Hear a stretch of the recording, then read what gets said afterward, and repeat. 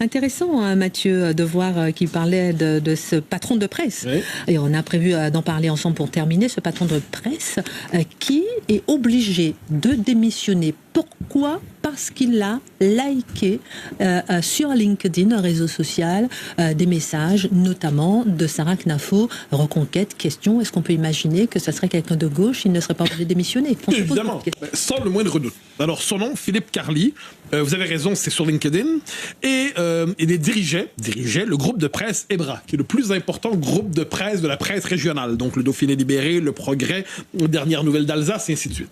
Alors, qu'est-ce qu'on voit ? Des gens, appelons ça des journalistes sur le mode inquisiteur et commissaire politique, remarquent d'abord, parce que c'est grave, le 23 janvier, c'est le syndicat national des journalistes qui s'est inquiété que notre ami nouveau, Carly, ami de la dissidence, ait liké, comme on dit, un post faisant référence à Sarah Knafo et à la liste des invités français de Donald Trump au moment de l'investiture, de l'inauguration, qui a eu lieu il y a quelques temps.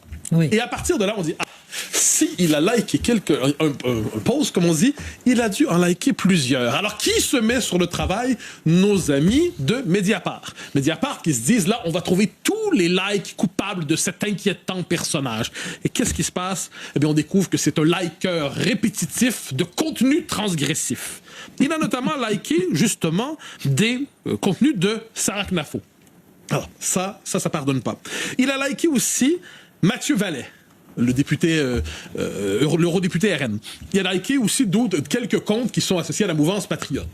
Je note que dans l'article de Mediapart, à moins que ça m'ait échappé, pour l'essentiel, on ne nous dit pas ce qui a été liké, c'est-à-dire c'est quoi le contenu des likes. On nous dit pas, ce like-là, regardez, il vient de dire quelque chose d'absolument terrible, effectivement, on ne devrait pas liker des propos aussi terribles. On se contente de dire, il a liké telle personne, ou tel compte. Dès lors, vous avez touché quelqu'un qu'on ne doit pas toucher. Peu importe ce que cette personne dit, peu importe ce qu'elle fait, peu importe le contenu du tweet. Vous avez franchi le cordon sanitaire. Exactement. C'est exactement ça. Vous avez touché, en fait, quelqu'un qu'on ne doit pas toucher. Vous avez mentionné quelqu'un qu'on ne doit pas mentionner. Vous avez liké quelqu'un qu'on ne doit pas liker. Alors, qu'est-ce qui se passe? Eh bien, Philippe Carly, au début, a une réaction. Il se dit, bon, il cherche à sauver les meubles. Il dit, en fait, c'est pas moi qui étais responsable de mon compte LinkedIn. J'avais un gestionnaire des réseaux sociaux. Je ne suis pas content du tout de ce qu'il a fait. Donc, il jette le blâme sur son ami imaginaire. Avant d'avouer qu'effectivement, c'est bien lui le coupable qui osait liker de tel contenu scandaleux. J'insiste, on ne sait toujours pas quels sont le contenu des likes. On ne le sait pas, puis on ne le saura pas parce que c'est pas important. L'important, c'est de savoir qu'il a touché le diable, ne serait-ce que de manière digitale, du bout du doigt. Mais qu'est-ce qui est arrivé à ce Philippe Carly?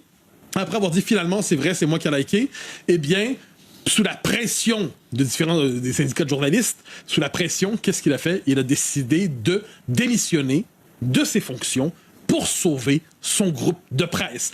Donc, ce qu'on comprend bien ici, c'est que la pression a été tellement forte qu'il a dû se retirer. Et rappelons-nous pourquoi. Parce qu'il a liké des gens qu'il est interdit de liker, parce que le cordon sanitaire à la belge existe aussi dans la presse française. Qu'est-ce que cela dit de l'état de notre liberté d'expression aujourd'hui? D'abord et avant tout qu'il existe des milices numériques composé de journalistes qui sont en fait des commissaires politiques, fidèles en cela à la grande tradition soviétique, qui surveillent exactement tout ce que vous faites. Hein.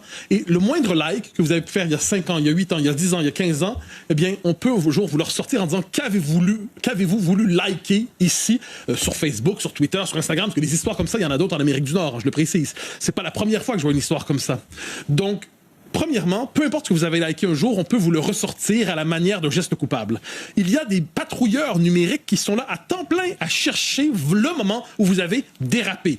Et ça, c'est particulier. Donc, ils travaillent à temps plein. Souvent, ils sont journalistes chez Libération, par exemple. Il y en a quelques-uns qui construisent, rappelez-vous, le dossier pendant les législatives où on nous avait raconté l'histoire d'un candidat RN qui avait été accusé d'être négationniste, avant qu'on comprenne qu'il ne l'était pas du tout. Il dénonçait les négationnistes. Absolument. Mais par une compilation rapide de likes sur un site, sur un journal, on avait conclu qu'il était coupable. Et ensuite, le parti l'avait largué avant de le réhabiliter secrètement quand on avait compris qu'il n'était pas vraiment coupable.